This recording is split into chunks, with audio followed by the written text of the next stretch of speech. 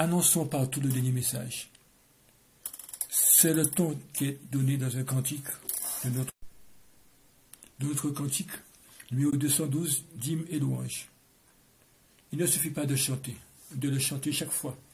Il y a 25 ans à peu près, plus de 25 ans, la Convention générale a insisté sur l'importance de la proclamation universelle du message du troisième ange d'Apocalypse 14. Voilà la revue adventiste de mai à octobre 1977. Dans le livre évangélisé de la sœur White, page 210 à 212, nous lisons: la vérité présente notre préoccupation dominante. Le message du troisième ange doit se réaliser, faire sortir des églises un peuple qui prendra position pour la vérité éternelle. Nous risquons de proclamer le message du troisième ange d'une manière tellement vague qu'il ne fera pas d'impression sur le public. Notre message est un message de vie et de mort, et nous devons lui laisser son aspect réel, son grand pouvoir divin. Alors, le Seigneur lui donnera de l'efficacité. Nous devons le prêcher avec toute sa force de persuasion. Le message doit être proclamé avec force. Satan a imaginé un projet pour faire obstacle à la proclamation du message du troisième ange. Prenons garde à ses plans et à ses méthodes. Il ne saurait être question pour nous d'affaiblir la vérité ou d'amoindrir le message pour notre époque.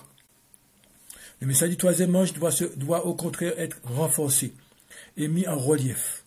Le 18e chapitre de l'Apocalypse souligne la nécessité de présenter la vérité, non en employant des demi-mesures, mais avec courage et hardiesse.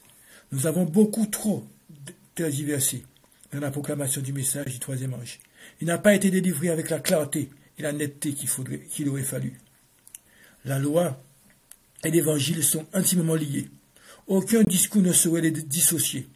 Si nous avions l'esprit et la puissance du message du troisième ange, nous présenterions la loi. Nous présenterions la loi et l'évangile ensemble, car ils ne peuvent être séparés. Le peuple de Dieu devrait avoir à cœur d'accomplir une noble tâche en présentant la lumière sur la question du sabbat. Ce dernier avertissement adressé aux habitants de la terre a pour but de faire comprendre aux hommes l'importance que Dieu attache à cette loi. La vérité devrait être exposée de façon si claire qu'en entendant, nul transgresseur ne puisse manquer d'apercevoir le caractère sacré du précepte sabbatique.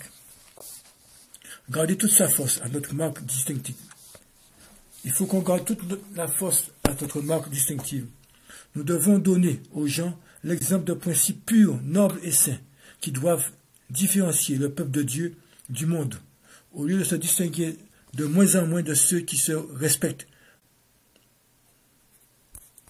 Au lieu de se distinguer de moins en moins de ceux qui ne respectent pas le sabbat hebdomadaire, le peuple de Dieu doit mettre si fortement en relief l'observation du Saint-Jour que le monde ne pouvait manquer d'identifier ses membres comme étant adventistes du 7e jour.